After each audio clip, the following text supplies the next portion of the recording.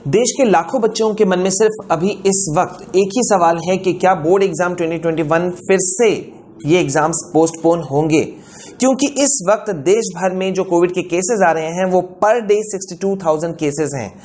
अकेले महाराष्ट्र की अगर हम बात करें तो बीएमसी ने मास्क नहीं पहनने वालों से जो जुर्माना वसूला है उसका फिगर आप सुनकर के हैरान हो जाओगे। 46 करोड़ रुपीस अबव इतना फाइन लगाया गया है और उसका नतीजा देखने को हमें मिल रहा है। लेकिन एक बड़ा सवाल है कि क्या बोर्ड एग्जाम 2021 एग्जाम पोस्टपोन होंगे। बहुत बड़े अपडेट्स हैं।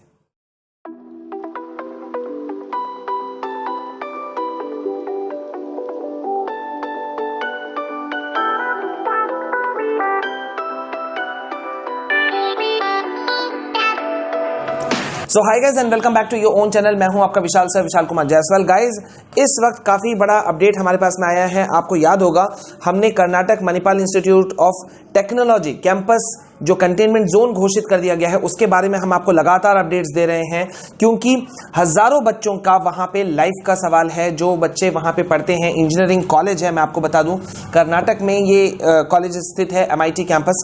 तो पूरे के पूरे ये जो कैंपस है इसको कंटेनमेंट जोन घोषित कर दिया गया था। लेकिन बहुत अफसोस की बात है कि सिर्फ पिछले 11 दिनों में अगर हम बात करें, 15 मार्च से लेकर के इधर के बीच में अगर हम बात करें, 26 तारीख के बीच में हम बात करें, तो टोटल नंबर ऑफ जो कोविड केसेस हैं वो काफी ज्यादा उसमें वहां पे इंक्रीज हो गया है।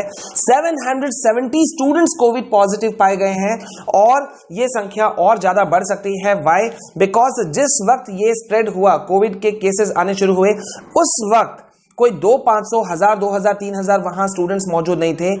अबव 6000 स्टूडेंट्स मौजूद थे MIT कैंपस में। Can you believe? और सबसे ज्यादा पिंचिंग जो मुझे लगा, चुभने वाली बात जो मुझे लगी वो ये था कि साल भर यहां ऑनलाइन क्लासेस हुआ था और सिर्फ एग्जाम को कंडक्ट कराने की जिद में इन स्टूडेंट्स को देश भर से, क्योंकि MIT कैंपस में देश भर के स्टूडेंट्स वहां पढ़ते हैं, तो सिर्फ एग्जाम्स को कंडक्ट कराने के लिए, फिजिकल क्लास ऑफलाइन एग्जाम्स को कंडक्ट कराने के लिए इन लोगों को कैंपस आने के लिए कहा गया और उसके बाद में नतीजा सबके सामने में है। अब मेरा एक बड़ा सवाल है कि यार क्या वहां पे SOPs गाइडलाइंस के फॉलो अप नहीं किए गए होंगे? क्या वहां पे थर्मल इंस्पेक्शन नहीं हुआ होगा? सब कुछ हुआ होगा, बॉडी टेम्परेचर नापा गया होगा, sanitization, mask, everything was being done over there. लेकिन नतीजा क्या है? नतीजा क्या है? यहां पे सिचुएशन बहुत ही ज्यादा अभी गंभीर हो गया है।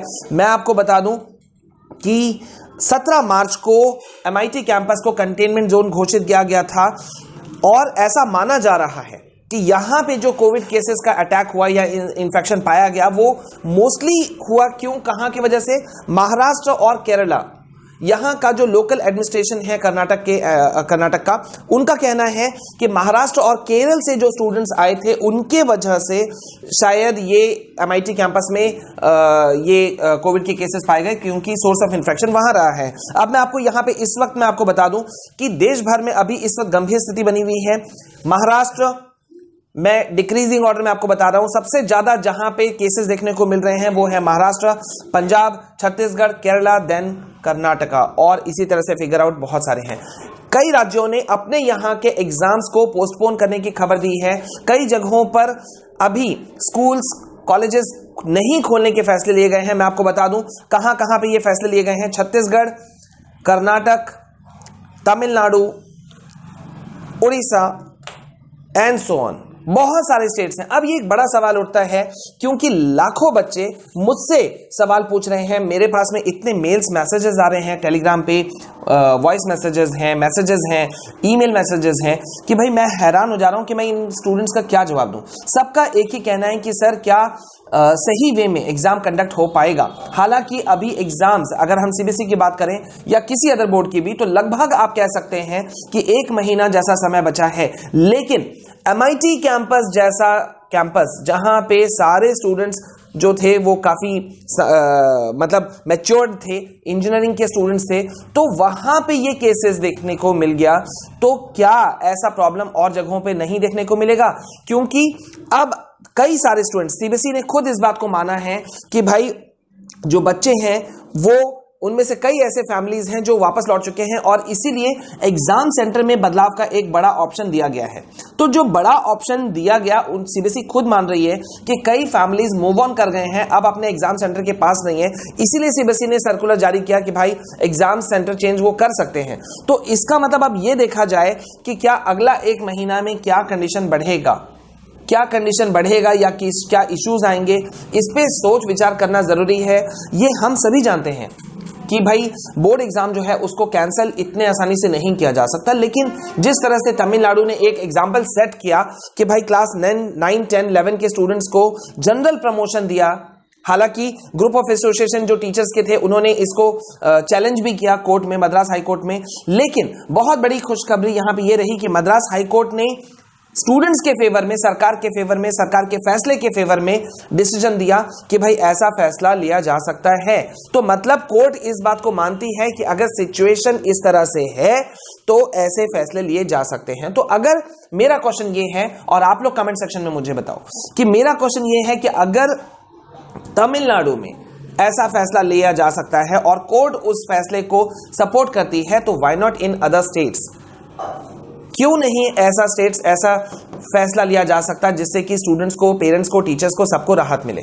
ये बहुत बड़ा बात है, हमारे स्टूडेंट्स, हमारे बच्चों का लाइफ का सवाल है। No doubt exams are very much essential, लेकिन जान से ज्यादा जरूरी नहीं। और ये मैं नहीं कह रहा हूं, एम्स के डॉक्टर्स कह रहे हैं कि भाई आप एग्जाम्स को आगे पीछे कुछ कर सकते हैं, लेकिन किसी का लाइफ चला जाए तो उसको आगे पीछे वापस हम दोबारा नहीं ला सकते। बड़ा सवाल है और बड़ा इसमें आंसर खुद में मौजूद है। एमआईटी कैंपस का हम हाल देख चुके हैं, 1100 से ज्यादा स्टूडेंट्स हरियाणा में कोविड पॉजिटिव पाए गए हैं कुरुक्षेत्र, करनाल के स्कूलों से। ये हमारे पास में दूसरी घंटी है और ऐसे ही कई और घंटियां हैं। तो प्लीज इसमें हम अपने प्लेटफॉर्म से, यहां से बैठ के मैं सभी ऑफिशियल से रिक्वेस्ट करता हूं, ना सिर्फ सीबीएसई बोर्ड से बल्कि ICSE board, other different state board से, कि स्टूडेंट्स के फेवर में कुछ हेल्प कीजिए। ज्यादा से ज्यादा आप लोग उन पोजीशंस में बैठे हुए हैं जहां पर आप स्टूडेंट्स को हेल्प कर सकते हैं। और स्टूडेंट्स से मेरा रिक्वेस्ट है कि भाई आप लोग अपने स्टडीज को कैरी ऑन रखो, आप पढ़ते रहो, ठीक है। हमें अभी इस वक्त ऐसे अभूतपूर्व कंडीशन से गुजरना पड़ रहा है जो आज से पहले किसी ने नहीं सोचा। कोई नहीं जानता आने वाले समय में क्या होगा, एग्जाम और पोस्टपोन होंगे या तमिलनाडु जैसा फैसला और भी अदर स्टेट्स लेंगे, ये अभी देखना होगा। लेकिन तब तक के लिए बने रहिए हमारे साथ में। पहली बार अगर हमारे चैनल में आए हैं और अगर अब तक आपने हमारे चैनल को सब्सक्राइब नहीं किया तो जल्दी कीजिए, क्योंकि पूरे यूट्यूब में लेटेस्ट अपडेट्स और सभी स्टेट बोर्ड्स के लाखों स्टूडेंट्स की चिंता हम कर रहे हैं, ठीक है।